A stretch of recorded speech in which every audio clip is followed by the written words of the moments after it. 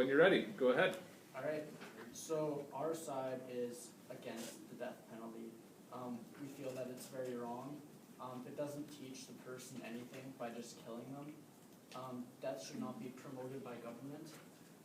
The death penalty system is racist and it is extremely unfair to the poor. In our view, killing the killers doesn't help humanity at all. Some people are in so much depression that they'd rather commit a big crime, be put on death row, and then die instead of and be given the easy way out instead of working out their problems and figuring out how to make themselves better. They would just rather opt out and take the easy way out, which is promoted by humanity. Since DNA testing, there have actually been many people on death row that have been proven innocent. The death penalty can hurt many family members. It doesn't just affect the person that dies. Everyone deserves a chance to live a full life, no matter what you've done, and nothing should have power over a human life.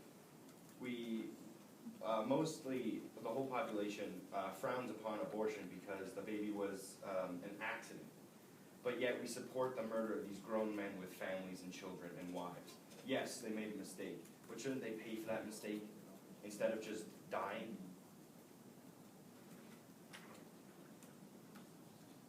Okay, so that's your opening statements. Thank you. Over to the other side when you guys are ready. The death penalty, 58 countries still retain the continual use of the practice. 32 countries continue to have the punishment, but haven't used it in the last 10 years. And 6 countries only use it for serious threats. 30 out of 50 states also use the threat to help reduce crime, removes repeat and horrific offenders, lowers the amount of people in prison, as well as help reduce the $4.6 billion spent on institutions every year. We believe that capital punishment should be a part of the Canadian law, not just for consistent use, but for serious cases such as terrorism, hard drug trafficking, rape, human trafficking, and various types of murder. A lot of prisons have been overfilling, and there's about $300 per day per person, which works out to be about $109,000 and $109,500 per person per year spent on it, where the death penalty only costs about $125,000. So if it's only used in serious cases, why not remove these horrific offenders from it anyways, rather than continuing to waste taxpayer dollars?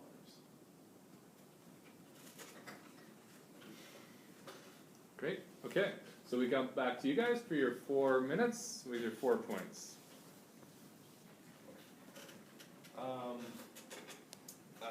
So by killing these criminals, what is that teaching the other criminals? That they could go out and do whatever they want. Say they have a grudge against someone or whatever. They go out and they do whatever they want to that person, and they know they're not going to get penalized for it. They're not going to be put in jail and suffer like people, I wouldn't say should, but if you take another human life, you shouldn't just be opted out automatically. And they shouldn't be let off easy by being killed. They should be put in prison. And yes, you said it does cost money, but are you focused on saving money or saving human lives? Because to me personally, a human life is more valuable than any amount of money. Switching over, you were talking about Canada. We're going to talk about the United States, which have used the death penalty for a long time. And according to the United States Census, African Americans make up around 12% of the American population. But death row consists of 42% African Americans in the U.S. And we've seen many examples of the courts being racist, and often you'll see court giving people sentences based on the color of their skin. And if you're confused on what I mean by this, you can ask Brock Turner. There have been many cases where the death penalty goes wrong, and for whatever reason, the person is not immediately killed as planned, which pretty much just puts them in torture. They can be confused, not know what's going on. Many countries are getting rid of the death penalty. Even some drug companies are not allowing their products to be sold for the death penalty, so more people are moving away from this practice because they're valuing human life more than saving money. And yes, even though many of these people have committed terrible crimes, some have been proven innocent after the fact. Through the rise of DNA testing, like Nathan said, after the fact that they have been put down and killed for doing what they thought was bad, they've been proven innocent. And what is this doing to us as a humanity, and a population and a community, saying that we would rather kill someone than find out hard evidence on and figure out the crime as opposed to who did it and jumping to the first suspect. And now their family's left behind because of inaccurate evidence. The death penalty doesn't decrease crime at all. Many criminals don't even get caught. Most crimes do not have the death penalty outcome. America needs to get with the program. They're the only Western civilization left with the death penalty. It is an inhumane practice. It teaches and solves nothing. And that's closing. Okay, great. And back to you guys for your 4 points. Okay, there is a law about dogs and animals that if they have aggressive behavior, it's considered a suffering problem. It begins primarily on how they were treated growing up as a child. Is it abuse, conversation, health problems? But once a person is in a mental state, just like a dog, you can't change that. So if they have an aggression problem or the way they think, there's no trainers that can change that. And due to the dog, they have trainers that try to help them, but it is considered a guidance problem. So once you're in a certain state, it's untreatable. So people can try to help you all day long, but what makes them from doing it again? If a rapist or a killer came along and they did a capital offense, had it was just giving them a slap on the wrist and setting them out, or even getting paid like people were saying for money in jail, how is that going to save anyone's life? It can be prevented. So if you're setting them out again, what's the chances of it that it's going to happen again? So if the death penalty comes into action, then it's better, because the place is populating anyway, it's better to get rid of the bad people and hoping that there'll be better good people in the world. It gives a justice sentence. And along with what we were saying about saving money with this, it costs the government $4.6 billion just to keep these people in prison. It costs that much just to keep them, like, activities to keep them, like sheltered there. And I'm just gonna,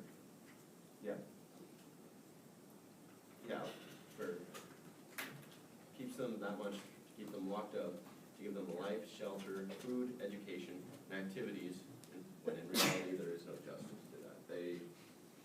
That's taxpayer money that is keeping them there.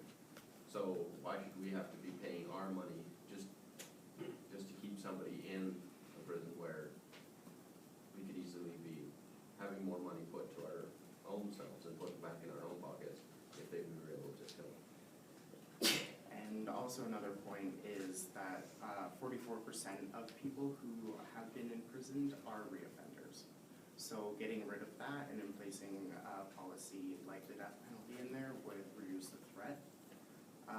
And you also brought up the point that America is the only one that uses it when 96 countries still use it. And it is shown to be an effective method to reduce crime and also remove unwanted and unhealthy people from society.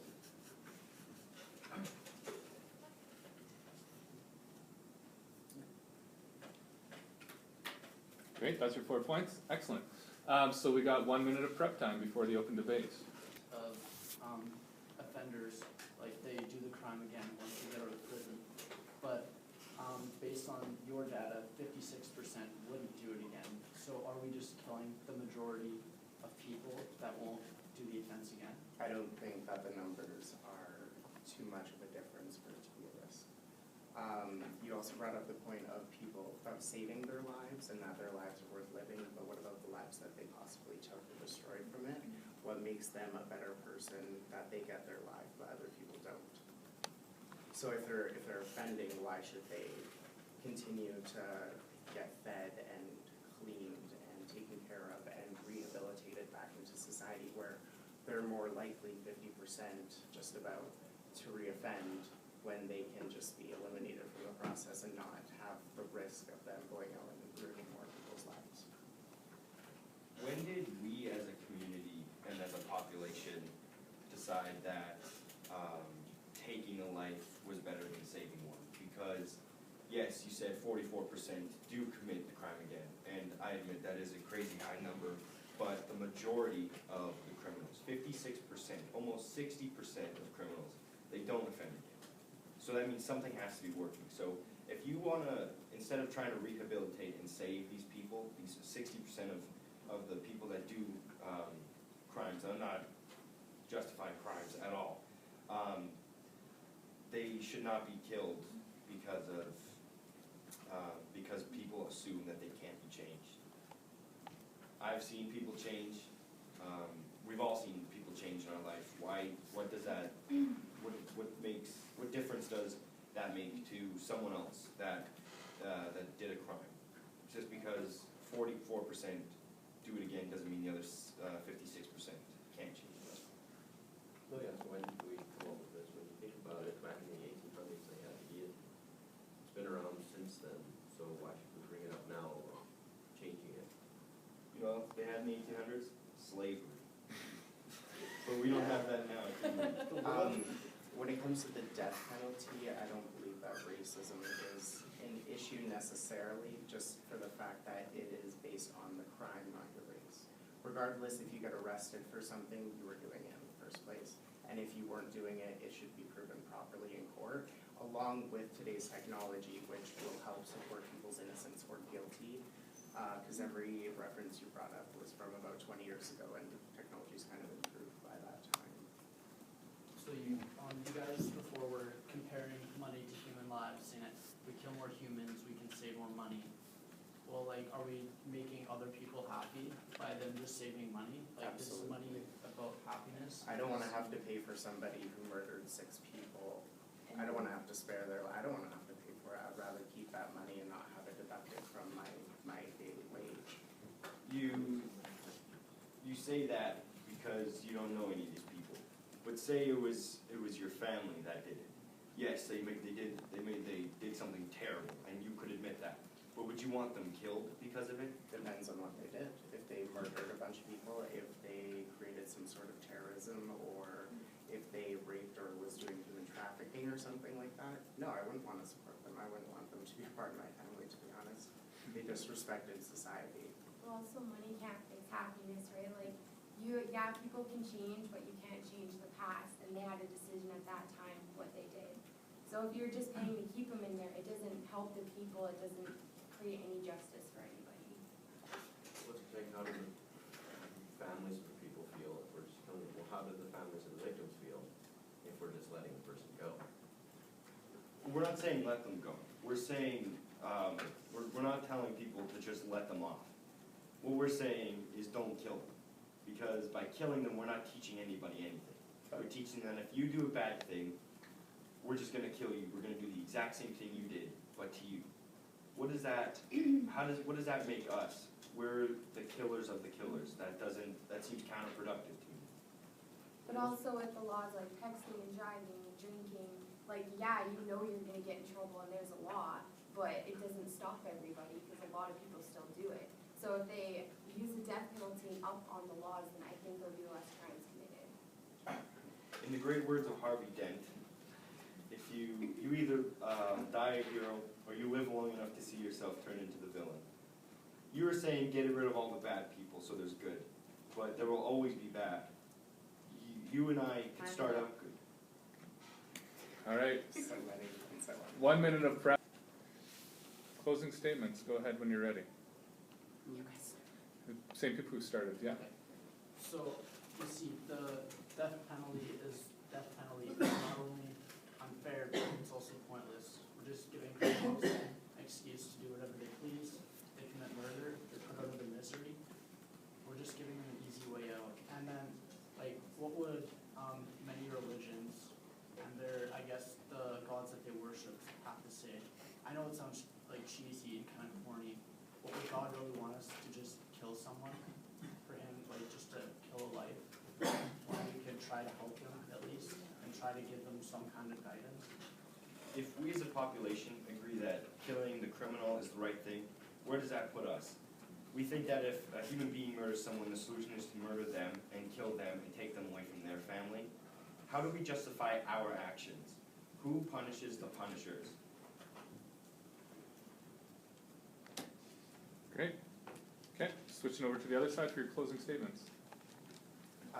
Without the death penalty, we are allowing people to get away with what they want. The death penalty isn't necessarily used for every crime in every incident, but it's used more as a threat to help reduce crime and help reduce taxpayers' money on unwanted criminals. The anti-death penalty has been winning for over 30 years, and just like other laws like texting and driving crimes and rape crimes, no, it does not stop people from it, but it definitely does help reduce just for the threat.